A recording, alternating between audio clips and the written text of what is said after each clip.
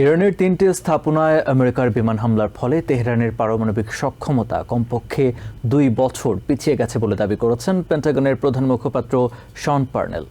বুধবার আর্লিংটনে পেন্টাগন সদর দপ্তরে এক সংবাদ সম্মেলনে এমন দাবি করেন তিনি। একই দিনে পারমাণবিক শক্তির শান্তিপূর্ণ ব্যবহার নিশ্চিতকারী সংস্থা IAEA এর সাথে সহযোগিতা বন্ধের বিষয়ে নেওয়া ইরানের সিদ্ধান্তকে অগ্রহণযোগ্য বলে মন্তব্য করেছেন State Department press secretary Tammy Bruce.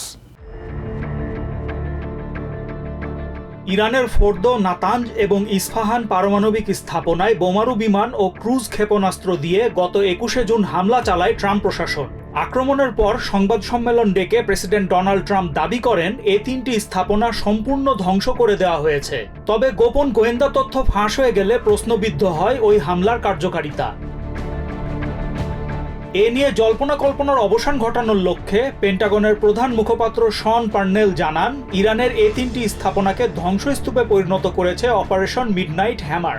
Our assessment of the battle damage around Fordo, Nantes, and Isfahan remains unchanged. I mean, we believe, and certainly all of the intelligence that we've seen have led us to believe that those facilities especially have been completely obliterated. Parnell দাবি করেন, ক্ষয়ক্ষতির মূল্যায়নে পেন্টাগনের প্রতিবেদন বিভিন্ন দেশের গোয়েন্দা সংস্থাগুলোর সাথে সামঞ্জস্যপূর্ণ। জুনের হামলা ইরানের পারমাণবিক বোমা তৈরির সক্ষমতাকে কমপক্ষে ২ বছর পিছিয়ে দিয়েছে বলে নিশ্চিত করেন পেন্টাগনের প্রধান মুখপাত্র। And the fact that we have degraded their program by 1 to 2 years, at least intel assessments inside the department assess that, and I think their intelligence shares that conclusion.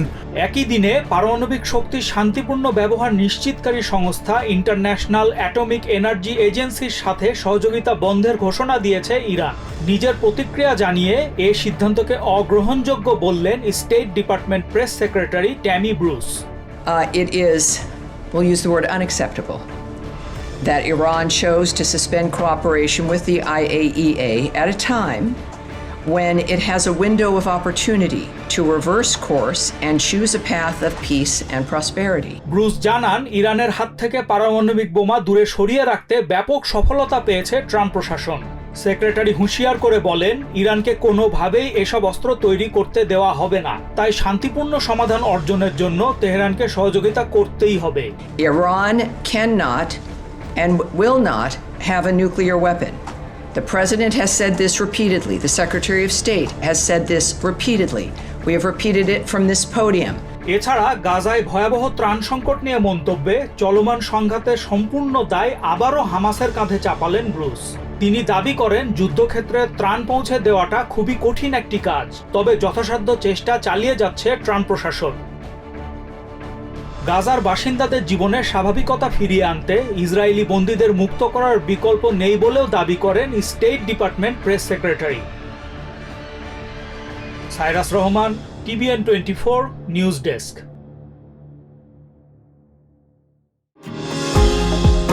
New York থেকে সম্প্রচারিত TVN 24 television বিশ্বজুড়ে বাঙালির কণ্ঠস্বর।